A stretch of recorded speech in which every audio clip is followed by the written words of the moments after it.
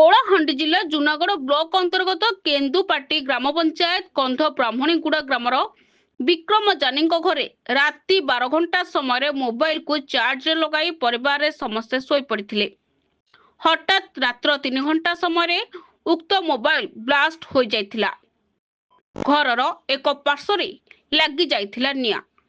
କିଛି ସମୟ ପରେ ନିଦ ଭାଙ୍ଗିବାରୁ ବହୁତ କଷ୍ଟରେ ସମସ୍ତେ ଘରୁ ବାହାରକୁ ବାହାରିଥିଲେ ଏବଂ ପାଖ ପଡ଼ିଶା ଲୋକଙ୍କୁ ଡାକି ହୁତୁ ହୁତୁ ହୋଇ ଜଳୁଥିବା ନିଆଁକୁ ପାଣି ମୋଟର ସାହାଯ୍ୟରେ ଆୟତ୍ତ କରିଥିଲେ।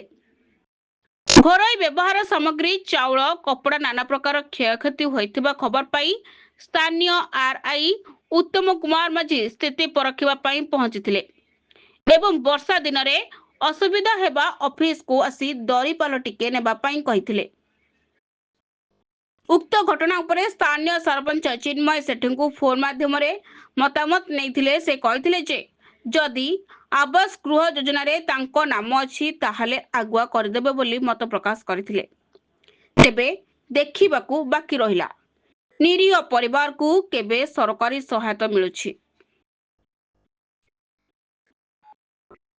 କଳାହାଣ୍ଡି ଜିଲ୍ଲାରୁ ଉଦିତ ନାରାୟଣ ଠାକୁରଙ୍କ ରିପୋର୍ଟ, ସଠିକ ନ୍ୟୁଜ।